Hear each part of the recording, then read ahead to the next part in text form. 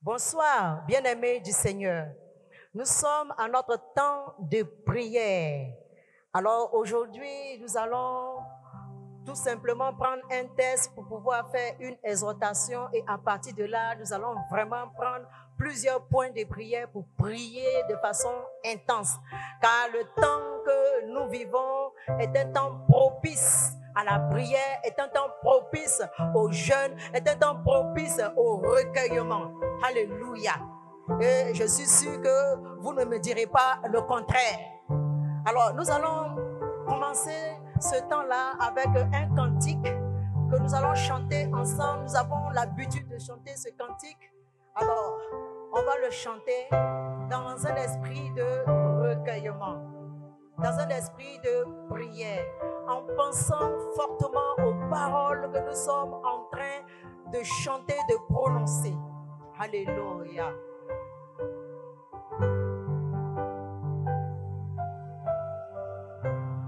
Au nom du Père qui a donné son Fils pour sauver nos âmes. Au nom du Fils, le Sauveur à la croix, qui a offert son âme par l'Esprit de Dieu, Esprit de liberté,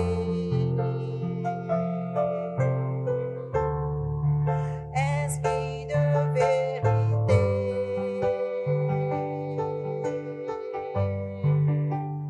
Nous avons la victoire et la vie éternelle, rachetés de la mort pour servir Dieu. Au nom du Père qui reste toujours le même,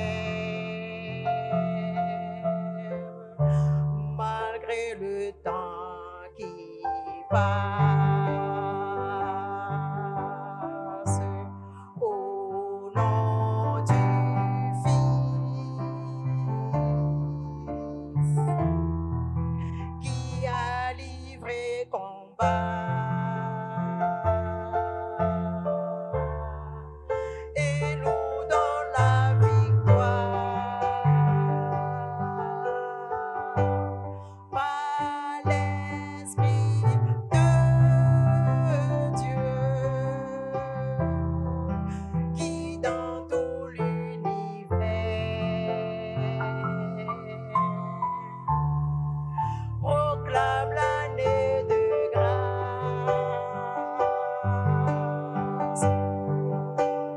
Proclamons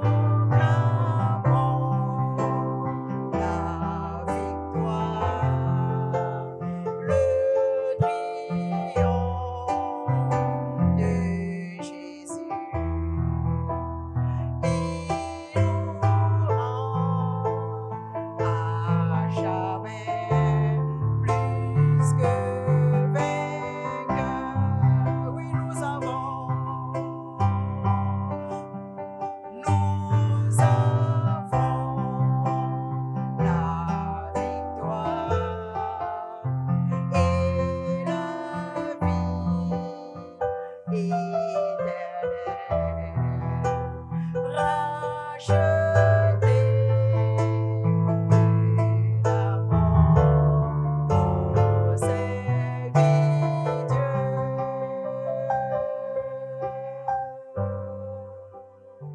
Alléluia. Oh Seigneur, merci. Merci pour l'œuvre de la croix. Merci Seigneur pour la vie que tu nous as donnée. Merci pour le don du salut. Merci Seigneur, oh Dieu, pour ta grâce merveilleuse qui nous soutient, Seigneur. Merci parce que à cause de l'œuvre de la croix, tu fais de nous, Seigneur, des héritiers et co-héritiers avec Christ. Seigneur, nous voulons te bénir parce que nous, qui n'y avons pas accès à la grâce, qui n'avons pas accès à l'alliance, qui n'avons pas accès, Seigneur, oh Dieu, à ton royaume, à ta gloire, Seigneur, tu nous as connectés à toi. Oh, tu nous as tellement aimés. Tu nous as tellement aimés que tu as pris une forme humaine pour subir le châtiment à notre place. Comment ne pas te louer? Comment ne pas t'adorer? Comment ne pas te dire merci pour ce que tu as fait pour nous? Nous te serons à jamais reconnaissants. Oui, à jamais reconnaissants. Parce que Seigneur, nous allons te célébrer éternellement puisque tu nous fais la promesse d'avoir la vie éternelle. Merci Seigneur pour tout. Bénis Seigneur, oh Dieu, ce moment. Que la gloire et l'honneur, Seigneur, te reviennent. Bénis Seigneur toute l'assemblée des saints. Bénis Seigneur tous ceux qui sont en train de nous suivre. Oh Dieu, dispose le cœur de chacun afin que personne ne sorte de ce moment tel qu'il est venu, mais qu'il reçoive une visitation de l'Éternel. Alléluia. Parce que le Dieu que nous adorons est vivant. Le Dieu que nous adorons est réel. Le Dieu que nous adorons est puissant. Oh Seigneur, merci. Merci pour tout le bien que tu vas nous faire au travers de ce temps de prière que nous aurons. Merci pour tout. Que la gloire et l'honneur te reviennent. Viens et prends toute la place. Oui, prends toute la place. Au nom de Jésus, j'ai prié. Et nous disons tous Amen. Amen, Amen. Alléluia. Oui, nous disons Alléluia. Le dimanche dernier, nous avons célébré la Pâque, la fête de la délivrance. Et peu importe l'endroit où nous l'avons célébré, Dieu a été quand même célébré. Même si c'était à la maison, Dieu a été célébré. Parce que le Seigneur dit ceci: le temps est venu où on l'adore en esprit et en vérité. Donc, ce n'est pas seulement entre les quatre murs d'une église qu'on peut célébrer Dieu. Non, mais c'est avec notre esprit. Alléluia. Que le nom du Seigneur soit béni. Et vraiment, encore une fois de plus, bonne fête de Pâques. Oui, c'est notre nouvel an. Bonne fête de Pâques à tous et à toutes. Alléluia. Aujourd'hui, nous allons partager une portion de la parole de Dieu que j'ai intitulée, d'ailleurs, ce titre vient de ce texte-là qui dit « Quelle est ta demande ?» Quelle est ta demande? Nous prenons d'abord Esther, chapitre 7, le verset 1 à 3, que nous allons lire ensemble, s'il vous plaît, en nous tenant debout, notre Bible en main. Je vous laisse le temps de chercher. Voilà. Esther, chapitre 7, c'est dans l'Ancien Testament. Du verset 1 à 3. Nous lisons la parole. Le roi et Haman allèrent au festin chez la reine Esther. Ce second jour, le roi dit encore à Esther, pendant qu'on buvait le vin: quelle est ta demande, reine Esther? Elle te sera accordée. Que désires-tu? Quand ce serait la moitié du royaume, tu l'obtiendras. La reine Esther répondit: si j'ai trouvé grâce à tes yeux, ô roi, et si le roi le trouve bon, accorde-moi la vie. Voilà ma demande. Et sauve mon peuple. Voilà mon désir. Amen. Nous allons dans le Nouveau Testament, dans l'évangile de Jean, Jean chapitre 16, le verset 24. C'est Jésus qui parle. Il dit ceci. Jusqu'à présent, vous n'avez rien demandé en mon nom. Demandez et vous recevrez, afin que votre joie soit parfaite. Alléluia. Jusqu'à présent, vous n'avez rien demandé en mon nom. Demandez et vous recevrez, afin que votre joie soit parfaite. Alléluia. Quelle est ta demande? Voilà le titre de notre exhortation.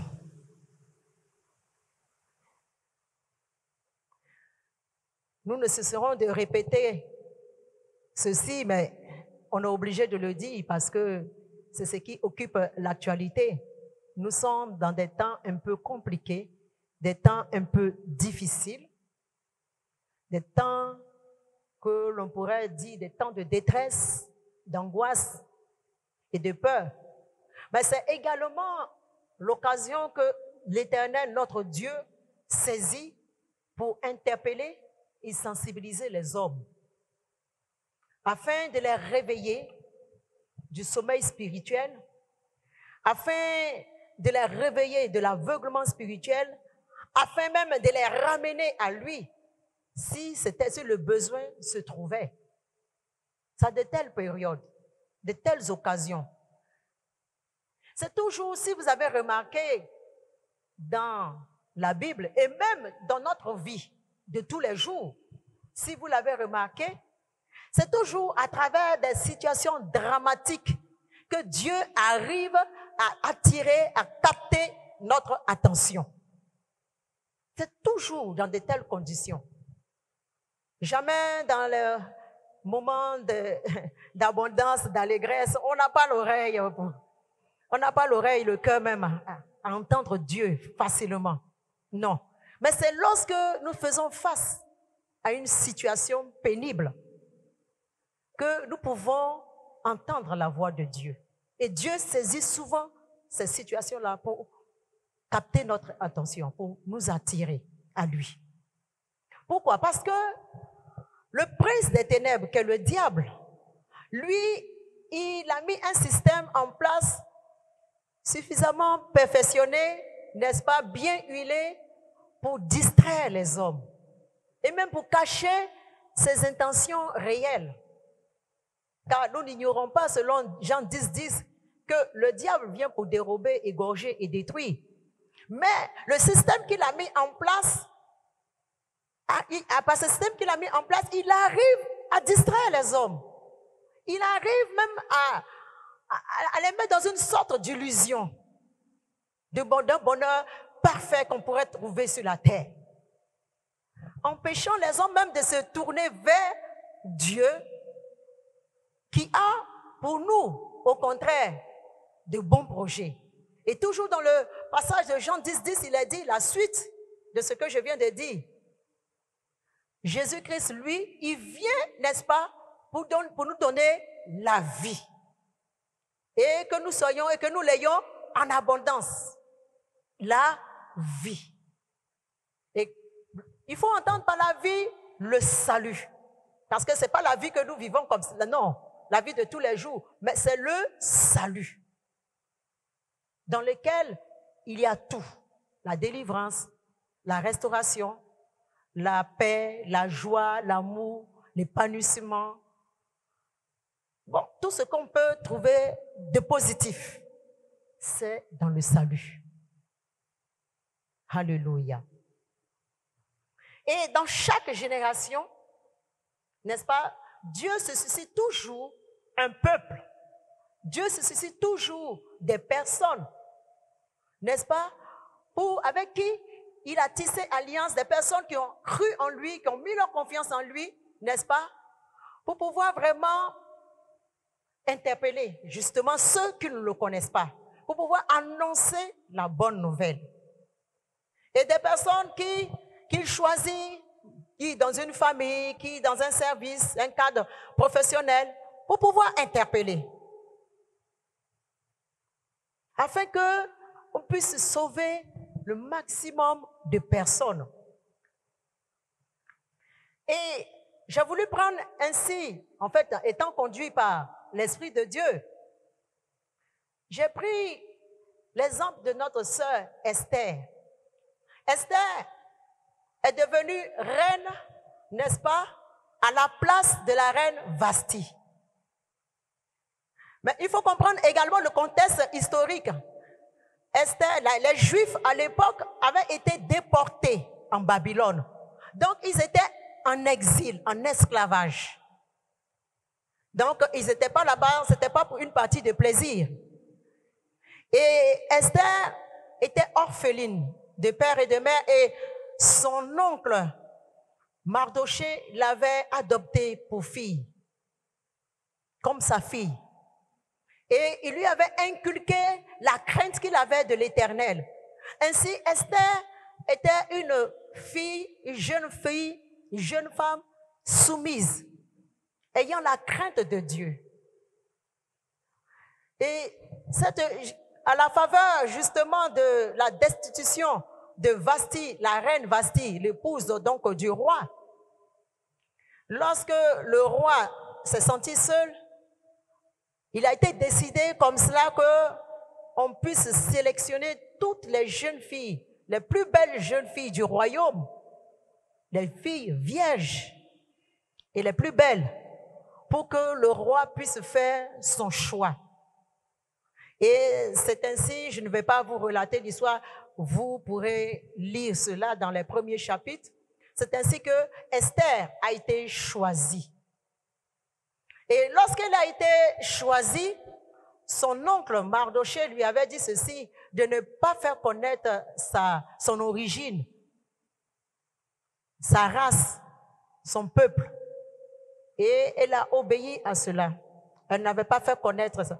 Et cette fille, cette jeune femme, était, comme je le disais, une jeune femme vraiment qui avait la crainte de Dieu. Et la Bible mentionne à plusieurs reprises que la grâce de Dieu était sur sa vie, à cause de la crainte qu'elle avait de Dieu.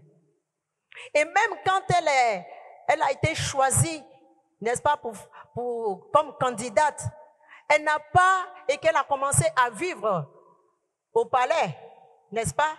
Elle n'a pas changé vis-à-vis de Dieu. Elle est restée, sa foi est restée intacte. Sa foi est restée intacte. Et 4 ans plus tard, elle était toujours cette jeune femme qui avait la crainte de Dieu. Et la grâce de Dieu reposait sur cette jeune femme. Si nous nous mettons, nous téléportons à notre époque, on dirait que cette jeune femme est une bonne chrétienne. C'est une bonne chrétienne. Et vraiment, elle ferait même, en tout cas, elle serait un modèle pour beaucoup. Et nous sommes arrivés au chapitre 7 où le roi lui demande il lui pose cette question, quelle est sa demande? Pourquoi? Parce que son oncle Mardoché, qui restait à la porte du palais, a eu vent d'une histoire. Non, c'est pas, je vais laisser cette histoire. Parce que son oncle Mardoché, qui était donc à la porte du palais, n'est-ce pas, parce qu'il était certainement portier, a eu un problème avec Aman. Aman qui avait été promu numéro 2. Après le roi, c'était Aman. Et il avait été dit dans ses prérogatives que toute personne devant lui devait se prosterner. Et Aman ne le faisait pas parce qu'il était juif. Parce que nous savons, Mardoché ne le faisait pas parce qu'il était juif. Car nous savons que dans la loi, il est dit qu'on ne devrait se prosterner devant personne d'autre que devant l'Éternel seul. Alors, il ne le faisait pas. Et ça créait un problème entre lui et Aman. Et à cause de cela, Aman a fait rédiger un décret pour exterminer tout le peuple juif à cause de Mardochée. Et c'est ce problème-là, n'est-ce pas, qui a été exposé à la reine Esther. Mais la reine Esther, qui est une bonne chrétienne, je le disais tantôt, est le genre de chrétien qui a la crainte de Dieu, mais qui vit une vie chrétienne sans risque, tranquille, qui ne cherche pas d'histoire à qui que ce soit. Et il y a beaucoup de frères et sœurs qui vivent comme ça. Ils vivent une vie chrétienne tranquille. Beaucoup d'entre eux comme ça sont des chrétiens de dimanche. D'autres aussi même viennent tous les jours, même ils assistent à toutes les activités. Mais leur engagement n'est pas très poussé. Ils marchent dans la sanctification, ils essayent d'être corrects. Alors que quand on prend l'exemple de Mardochée, lui, c'est le genre de chrétien qui vraiment exprime sa foi, quel que soit le prix à payer. Parce que oser défier Aman exposait sa tête. Et à cause de Mardochée, on dirait à cause de lui, de son zèle excessif, c'est ce que les autres chrétiens auraient dit, à cause de lui, le problème maintenant s'est étendu à tous les autres. Et donc quand le décret a été signé, Mardochée a fait savoir cela à Esther, qui a été très effrayée. On dit qu'elle a été effrayée. Effrayée. Et elle a essayé de l'amener à la raison. Parce qu'il s'était mis dans une posture, il a porté le sac et la cendre, il a mis la cendre sur lui, c'est la tenue de la grande affliction pour les Juifs. Quand il y a un problème et qu'ils crient à l'Éternel, dans un temps de jeûne ou de consternation. Et il était devant la porte du palais, dans une telle tenue. Mais elle a essayé de dire non, attends, je vais te donner des vêtements, tout ça. Il ne l'a pas voulu. Il ne l'a pas voulu. Et c'est comme ça qu'il lui a demandé, il lui a fait injonction, n'est-ce pas, d'aller voir le roi pour plaider. D'aller voir le roi pour plaider. Mais comme je le disais tantôt, Esther, elle a une vie chrétienne assez confortable. Et sa position délicate vis-à-vis, la position qu'elle avait n'amenait pas à trop s'exprimer, à exprimer sa foi de cette façon. Et quand elle voulait calmer les choses. Et c'est ainsi que Mardochée vraiment lui a dit ceci. Au chapitre 4, il dit ceci, verset 13. Mardochée fit répondre à Esther, ne t'imagine pas que tu échapperas seul dans tous les Juifs, parce que tu es de la maison du roi. Car si tu te tais maintenant, le secours et la délivrance surgiront d'autre part pour les Juifs. Et toi et la maison de ton père, vous périrez. Et qui sait, si ce n'est pas pour un temps comme celui-ci que tu es parvenu à la royauté. Alors ces paroles ont bousculé Esther. Elle a quitté donc sa zone de confort. Ces paroles l'ont bousculée. Elle s'est rendue compte, n'est-ce pas, qu'elle appartenait à l'Éternel, qu'elle appartenait à Dieu et qu'elle ne s'appartenait pas. Elle s'est rendue compte qu'elle avait un rôle à jouer pour son peuple. Alors, elle a dit ceci, elle a répondu au verset 15. Esther envoya dire à Mardochée, va, rassemble tous les Juifs qui se trouvent à Suse et jeûner pour moi, sans manger ni boire pendant 3 jours, ni la nuit ni le jour. Moi aussi, je jeûnerai de même avec mes servantes. Puis j'entrerai chez le roi malgré la loi. Et si je dois périr, je périrai. Et Mardochée s'en alla et fit tout ce qu'Esther lui avait ordonné. Et comme je disais, il y a des situations dramatiques que l'Éternel, que notre Dieu utilise pour amener ses enfants à s'engager, à aller plus loin dans leur foi. Et c'est ce qui s'est passé pour notre sœur Esther.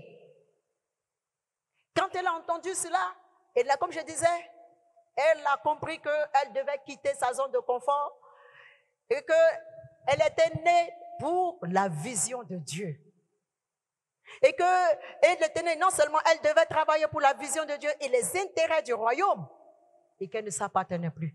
Quand un enfant de Dieu commence à être dans une zone de confort, il perd cela de vue. Et il s'attache aux choses de la terre. Il vit pour ses intérêts. Il perd cela de vue. Or, la Bible dit dans 1 Corinthiens 6, 19 à 20 que nous ne nous appartenons pas. Que Christ nous a rachetés à un grand prix. Et dans Matthieu 6, 33, il dit que nous devons rechercher le royaume de Dieu et la justice premièrement. Mais lorsque tu commences à vivre une vie chrétienne tranquille, tu cherches pas par l'arbre au diable. Bon, tu cherches pas. Tu perds cela de vue. Mais tu oublies ceci, que donc quand tu as donné ta vie à Christ, tu es automatiquement engagé dans un combat spirituel. Que tu le veuilles ou non. Et donc, notre sœur bien-aimée a accepté de se dépouiller de tout ce qui l'empêchait de s'engager véritablement pour le royaume. Elle a accepté de mourir à elle-même, de mourir à ses intérêts. Elle a cessé de regarder à son environnement, à l'environnement menaçant. Elle a cessé de regarder à cela. D'autres chrétiens, pour ne pas s'engager, ils regardent à leur environnement. Ils regardent à ce qu'ils peuvent perdre. Leur bien, leur cercle d'amis, leur position, ou bien d'autres choses. À cause de cela, ils ne veulent pas s'engager. Mais notre sœur Esther a accepté de mourir à elle-même, à regarder à elle-même. Elle a commencé à regarder, elle a regardé à l'Éternel, le rocher des âges. C'est lui qui a créé toutes choses, le souverain, la terre et des cieux. Et elle s'est engagée dans la prière et dans le jeûne pour trouver du secours, pour tuer tout ce qui en elle s'opposait à Dieu, tout ce qui en elle faisait obstacle entre elle et Dieu. Et lorsqu'elle a fait cela, au chapitre 5, elle s'est présentée devant le roi. Et qu'elle s'est présentée avec ses apparats royaux. Autrement dit, quand elle a tué la chair, elle a tué tout ce qui en elle l'empêchait de faire ce que Dieu voulait, elle a revêtu son identité d'enfant de Dieu. Alors que le roi voyait la reine Esther dans ses habits royaux, n'est-ce pas? Lui, il voyait la reine, mais en réalité, il y avait au-delà de la reine un être spirituel. Parce que Esther avait cédé la place à Dieu. Et c'est Dieu qui s'est présenté devant le roi. Et quand Dieu s'est présenté devant le roi ne pouvait que dire, lui tendre le sceptre et lui dire, quelle est ta demande? Quelle est ta demande? Bien-aimé, lorsque tu te trouves confronté à une situation Lorsque tu te trouves confronté à un défi, lorsque tu te trouves confronté à quoi que ce soit, entre dans la prière. Mais pendant que tu entres dans la prière, dans la présence de Dieu, ici, il y a des choses qui se mettent entre toi et Dieu. Le Seigneur ça va t'amener à comprendre qu'il y a quelque chose qui l'empêche de se manifester puissamment en toi. Et il va te le faire savoir. Et il vaudra que toi-même, de façon libre, avec ton libre arbitre, tu acceptes de couper ce qu'il y a à couper. Que tu acceptes de te dépouiller pour que Dieu puisse prendre position. Alléluia. Et c'est ce que nous devrions faire maintenant. C'est ce que nous devrions faire maintenant. Pendant que nous sommes en train de prier, si c'est la peur qui se met entre toi et ton Dieu, ça veut dire, quand tu entres en dedans de toi-même, ta foi dans le Seigneur n'est pas aussi solide que tu le prétends. Que tu n'es pas enraciné en Christ. Si l'angoisse te saisit, si tu es en pleine détresse, tu es aussi bouleversé que les gens de ce monde, il faille que toi, tu acceptes de te dépouiller afin de revêtir Christ.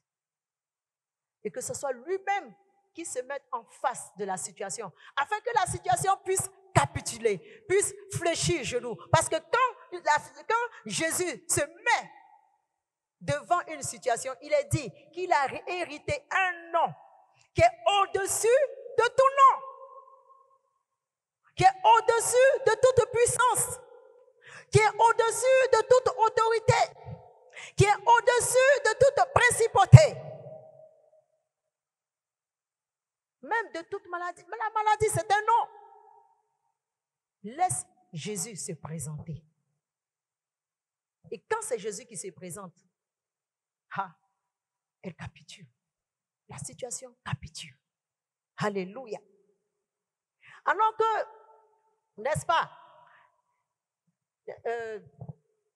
comment on appelle, Esther se présentait ainsi devant le roi et laissait Dieu prendre position.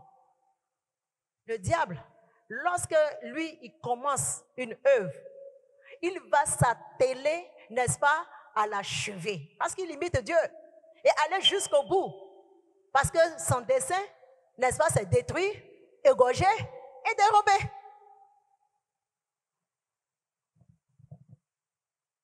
Qu'est-ce qui se passe? Il veut faire tuer avant même que le décret ne soit mis en œuvre. Vous allez lire ça, lisez Esther. Il veut tuer d'abord Mardoché. Alors il fait mettre une potence pour lui. Il fait préparer une potence pour lui. Mais parce que Mardoché a mis sa confiance en Dieu, parce que Mardoché était en train de crier à Dieu pour le salut du peuple, parce que Mardoché avait épousé la vision de Dieu, Dieu s'est levé pour lui. Alors que le décret était en marche, un décret de mort, un décret de destruction était en marche le concernant, même qu'il ne le savait pas, parce que lui pensait au décret général. Dieu était en travail pour lui. Dans Jean 5, 17, Jésus a dit, mon Père agit jusqu'à présent, moi aussi j'agis. Et Dieu, travaillant pour lui, a renversé ce décret sans qu'il ne le sache. Pourquoi? Parce que Dieu est celui qui est au-dessus de tout. Alors que le diable a mis un décret de mort, n'est-ce pas? Il a dit dans Romains 8, chapitre 2, Romains chapitre 8, verset 2, que le décret du diable, c'est un décret de mort. C'est-à-dire qui produit la mort et le péché, le péché et la mort. Le décret de Dieu, c'est la vie de l'esprit qui est au-dessus du décret de la mort. Alors, sache, bien-aimé, que Dieu a écrit un décret qui est au-dessus du décret de l'ennemi. Ce décret est écrit dans Romains 8, le verset 2. Ce décret est écrit, a été signé dans Colossiens 2, le verset 14 à 15. Un décret qui est au-dessus de tous les décrets que l'ennemi peut imaginer. Il faut que seulement tu puisses croire à cela. Il faut que tu le crois. Parce que ce décret a eu lieu. Ça a été signé quand? Lorsque Christ est allé mourir à la croix. Il est mort et il est ressuscité. Alléluia. En sorte que tout ce que l'ennemi pourrait mettre en œuvre contre ta vie échoue. Tout ce que l'ennemi met en œuvre échoue.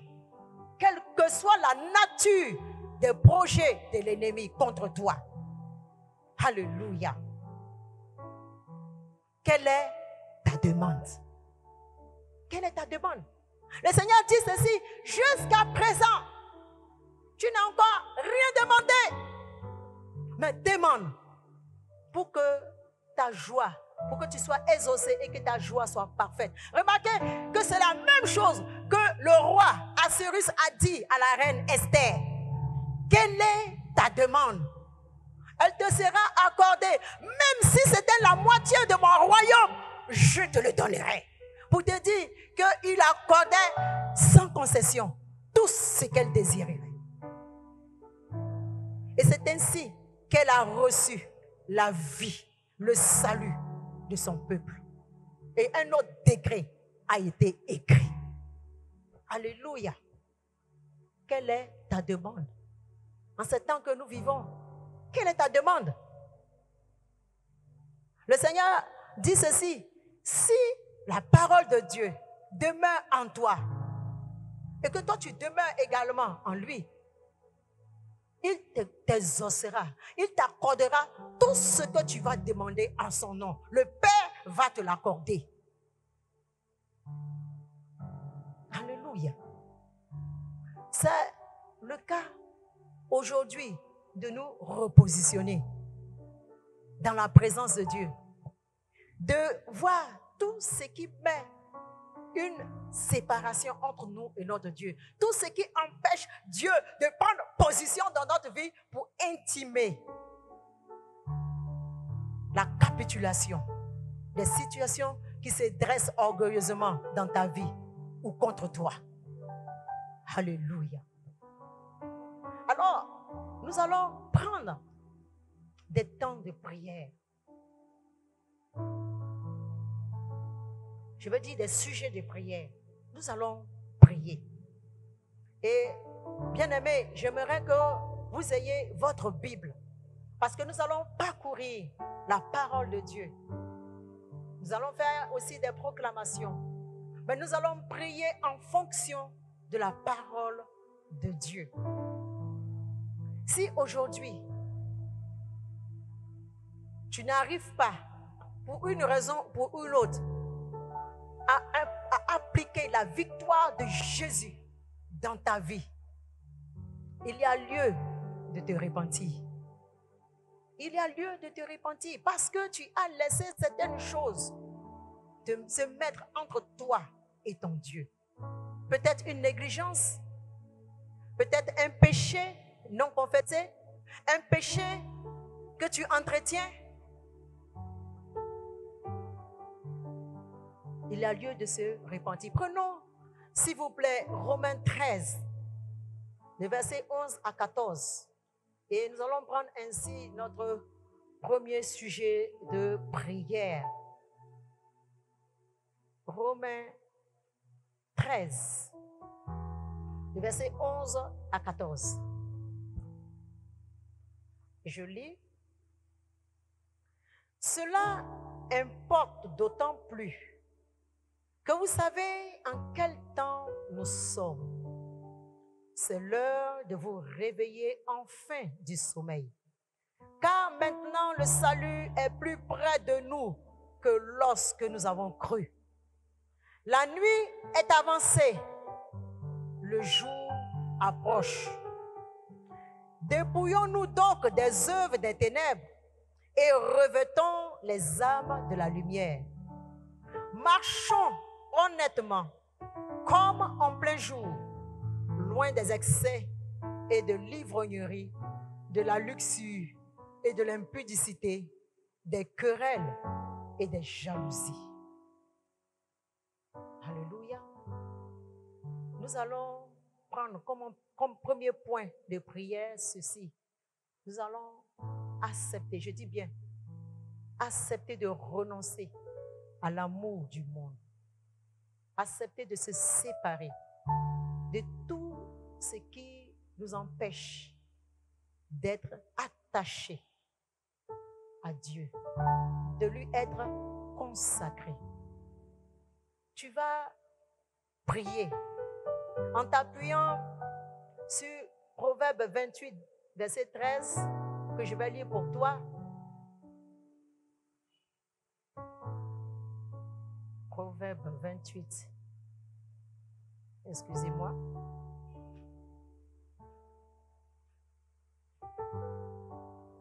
Verset 13 qui dit ceci. Celui qui cache ses transgressions ne prospère point, mais celui qui les avoue et les délaisse obtient miséricorde. Vous pourrez noter, on ne va pas le lire, Jérémie 3, le verset 13. On ne va pas le lire. Toujours pour ce même point de prière. Père, dans le nom de Jésus, je voudrais me prosterner devant toi et surtout m'humilier pour reconnaître mes faiblesses, pour reconnaître mes manquements et te demander pardon, confesser mon péché, confesser tout ce que j'ai laissé se mettre entre toi et moi. L'amour du monde, la convoitise des yeux, la convoitise de la chair, l'orgueil de la vie, la négligence dans la méditation de la parole de Dieu. Toutes ces choses que j'ai fait, mon service chrétien que j'ai fait de façon négligente. Oh Seigneur, je veux te demander pardon. Parce que en le faisant, je me suis prostituée à d'autres dieux. J'ai donné l'importance à d'autres choses plus que toi. J'ai cessé de te voir comme étant la priorité des priorités dans ma vie. Je te demande pardon. Combien de fois tu n'étais plus le Seigneur et le maître de ma vie, mais seulement le Sauveur. Et parfois, à cause de mon comportement, à cause de mes réactions, de ma manière de vivre, mon faible engagement pour toi, je t'ai empêché de te glorifier dans ma vie. Je t'ai empêché de te manifester en moi, afin que ceux qui ne te connaissent pas puissent s'approcher de toi. Je te demande pardon. Je m'en repens. Je décide de renoncer à ce genre de vie fade. Je décide de renoncer à ce genre de vie tiède, à un amour tiède pour toi. Je renonce à cela. Et je reviens à toi de tout mon cœur et de tout mon être. Au nom de Jésus-Christ. Car tu dis dans ta parole que tu ne dédaignes pas un cœur contrit et humilié. Et que tu ne chasseras pas loin de toi celui qui vient à toi avec une attitude d'humilité. Alors Seigneur, je viens à toi. Pardonne-moi. Pardonne-moi. Pardonne-moi. Lave-moi de tout péché, de toute toute iniquité, tout ce qui constitue un frein à mon adoration, tout ce qui constitue un frein à mon service, à mon ministère. Oh Seigneur, aide-moi. Aide-moi. Je reviens à toi. Au nom de Jésus. Nous allons prier en même temps comme deuxième sujet de prière. Nous allons demander alors que notre communion avec le Seigneur soit ainsi restaurée. J'entends la vie de prière et la méditation quotidienne de la parole de Dieu. Que Dieu restaure ma relation, notre relation personnelle avec lui. Prions ensemble. Père, encore une fois de plus, je m'humilie devant toi. Je me prosterne et je m'humilie. Ah Seigneur, je t'en prie, aie pitié de moi.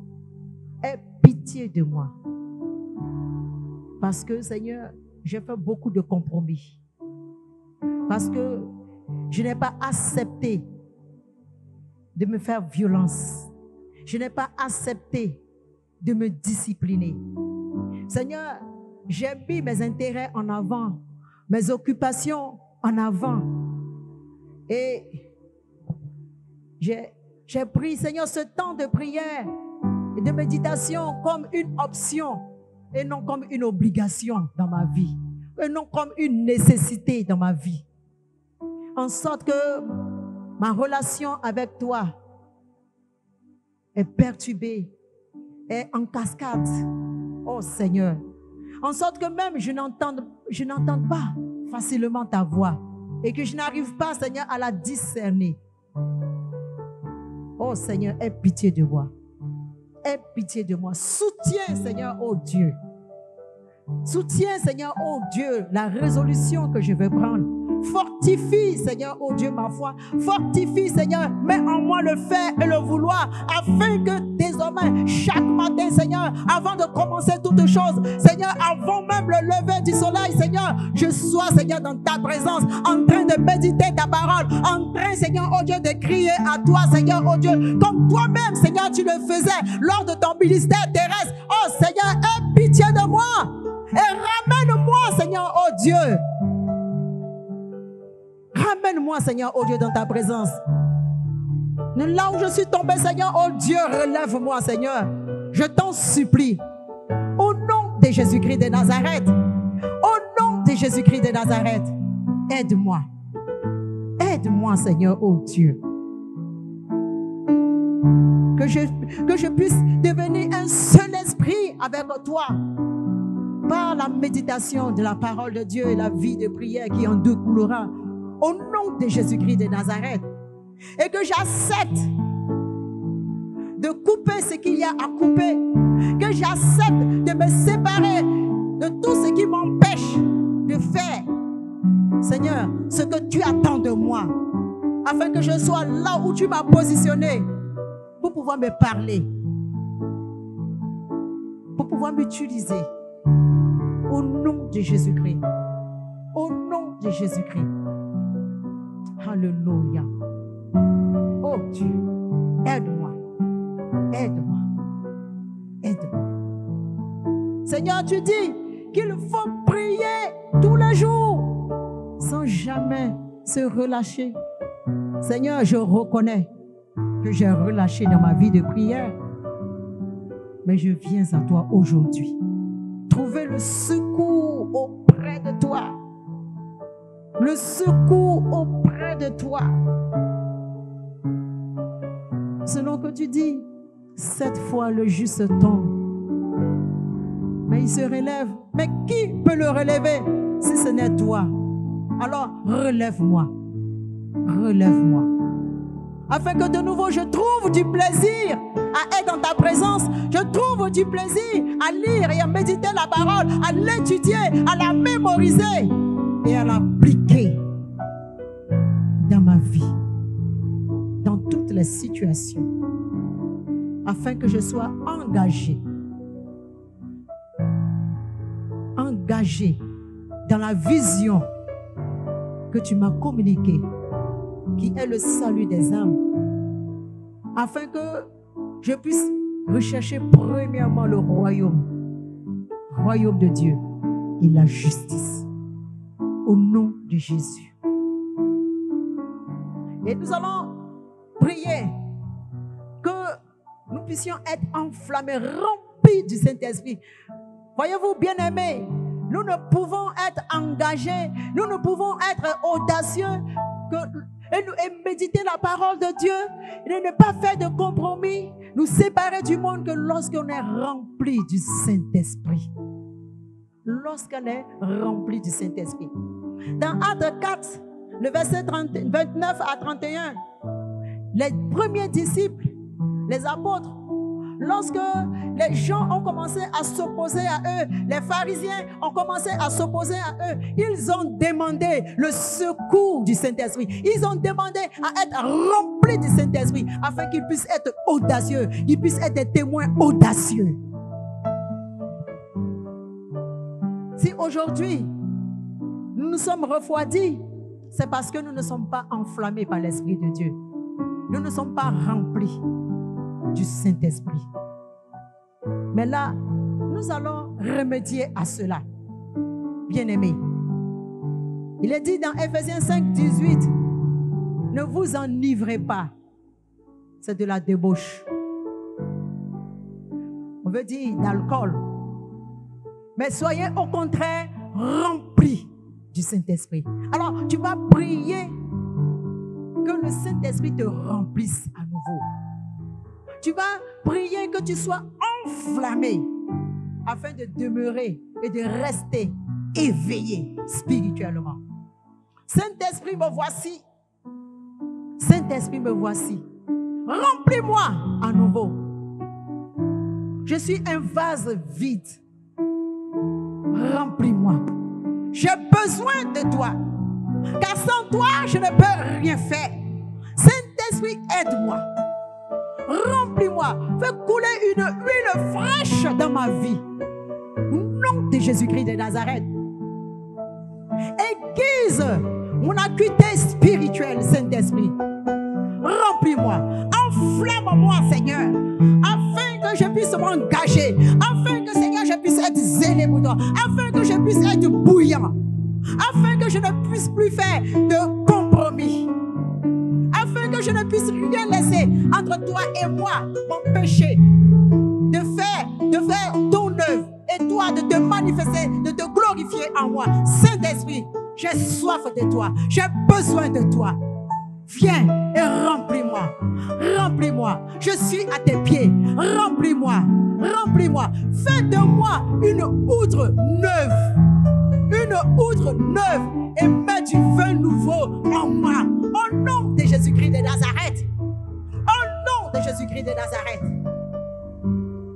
C'est avec foi que je te le demande. Au nom de Jésus, j'ai prié. Amen. Nous allons faire cette prière. C'est une prière que vous allez répéter après moi. qui est comme une prière de consécration ou de reconsécration. Tu vas prier avec moi, tu vas répéter cela après moi. Père, dans le nom de Jésus, je dépose ma vie à tes pieds. Je te dédie mon être entier, esprit, âme et corps. Que ton amour inonde à nouveau mon âme, mon cœur et me possède tout entier, afin que tu sois toujours mon trésor et les délices de mon âme. Saint-Esprit, réchauffe mon cœur, mon âme de ton feu.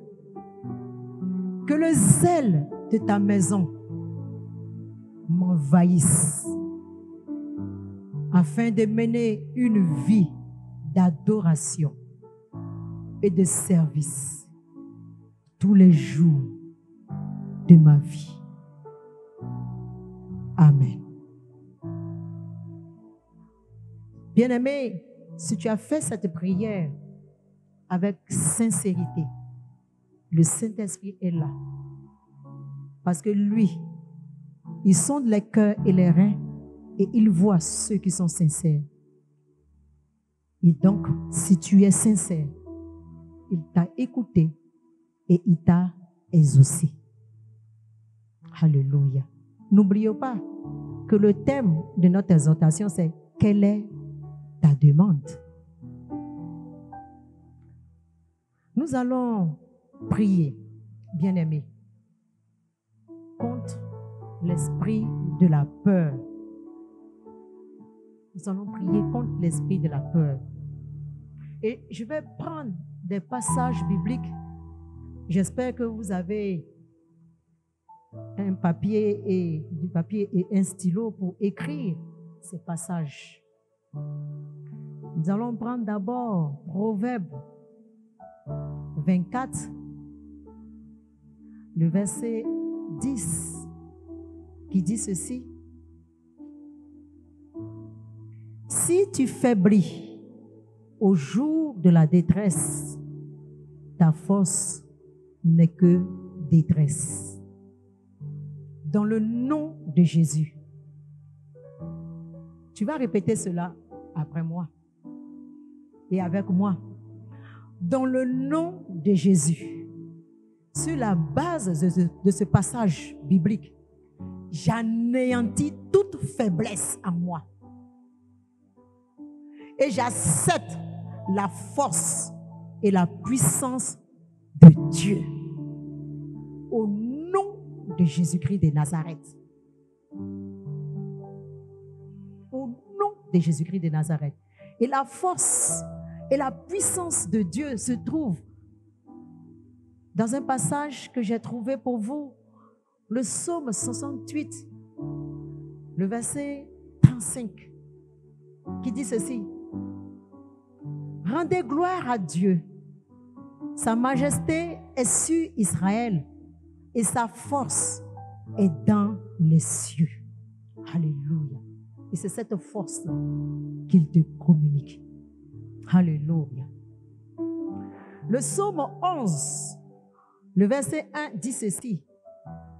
C'est en l'Éternel que je cherche un refuge. Comment pouvez-vous me dire, fuis dans vos montagnes comme un oiseau?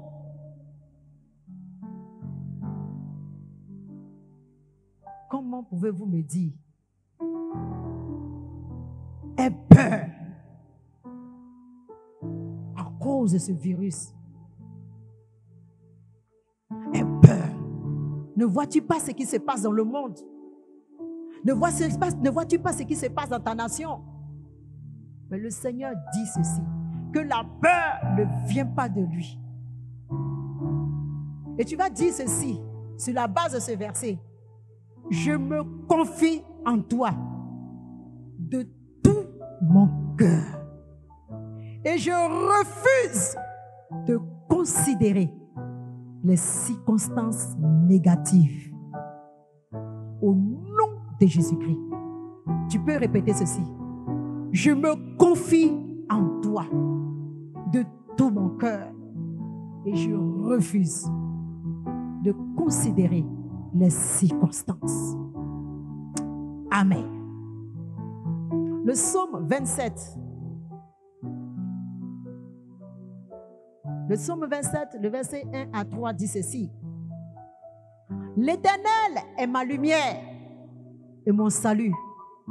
De qui aurais-je crainte? L'Éternel est le soutien de ma vie. De qui aurais-je peur? Quand les méchants s'avancent contre moi pour dévorer ma chair, ce sont mes persécuteurs et mes ennemis qui chancellent et tombent. Tu dirais ceci, quand le virus du coronavirus s'avance contre moi pour dévorer ma chair, pour affliger ma chair,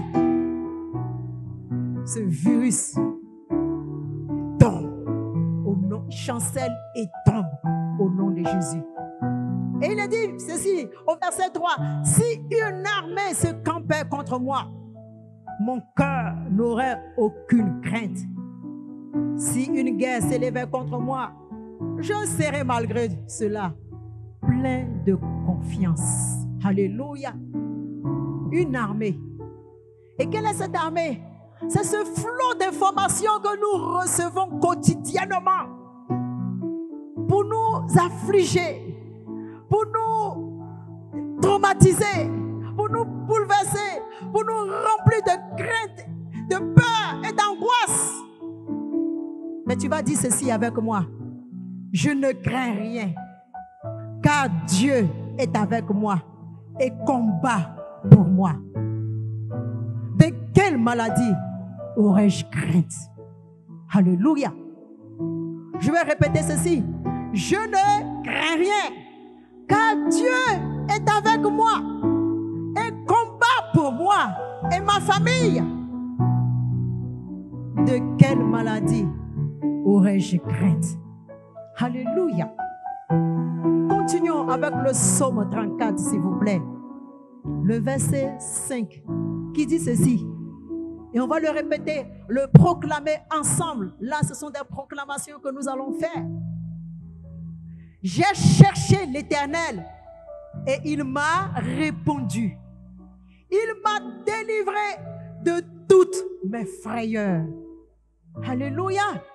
J'ai cherché l'Éternel et il m'a répondu. Il m'a délivré de toutes mes frayeurs. Amen. Proverbe 18. J'ai comme ça fait une petite sélection. On va bientôt finir, ne vous inquiétez pas. Mais tout au long de la semaine, vous pourrez proclamer cela. Proverbe 18. Allons au Proverbe, au chapitre 18, le verset 10. Dit ceci. Le nom de l'Éternel est une tour forte, et le juste s'y réfugie et se trouve en sûreté. Alors, on va le personnaliser et on va dire cela, on va dire ceci. Le nom de l'Éternel est une tour forte. Je m'y réfugie et je me trouve en sûreté. Je me trouve en sécurité. Amen. Prenons Ésaïe. Ésaïe 41, le verset 10.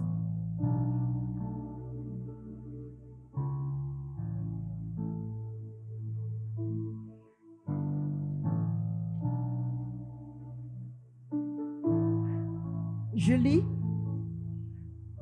Ne crains rien, car je suis avec toi. Ne promène pas des regards inquiets, car je suis ton Dieu. Je te fortifie. Je viens à ton secours. Je te soutiens de ma droite triomphante. Alléluia. Alors, nous allons le personnaliser parce que ce verset s'adresse à toi et à moi. Et nous disons ceci. Je ne crains rien, car Dieu est avec moi. Je ne promène pas des regards inquiets, car l'Éternel est mon Dieu. Il me fortifie. Il vient à mon secours.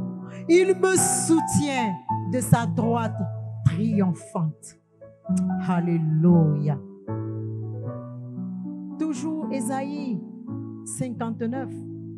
Cette fois-ci, le verset 19 nous dit ceci.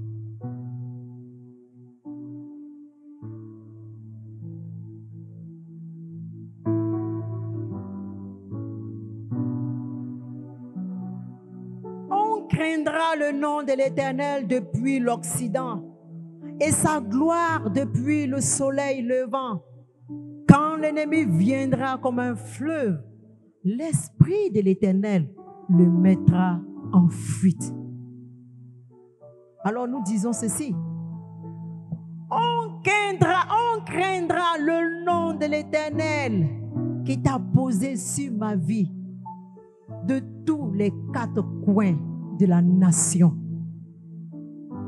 Et sa gloire depuis le soleil levant. Quand l'ennemi viendra contre moi comme un fleuve, l'Esprit de l'Éternel le mettra en fuite. L'Esprit de l'Éternel le met en fuite au nom de Jésus. Alléluia.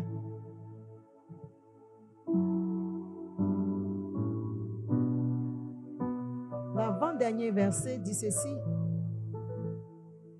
Dans 2 Timothée 1, le verset 7, qui dit ceci. Car ce n'est pas un esprit de timidité que Dieu nous a donné, mais un esprit de force, d'amour et de sagesse. Alors, tu vas dire ceci. Ce n'est pas un esprit de timidité que le Seigneur m'a communiqué, que le Seigneur, dont le Seigneur m'a scellé. Ce n'est pas un esprit de peur. Ce n'est pas un esprit de timidité dont le Seigneur m'a scellé. Mais un esprit de force, d'amour et de sagesse. Amen. Enfin, nous prenons Philippiens 4, le verset 6.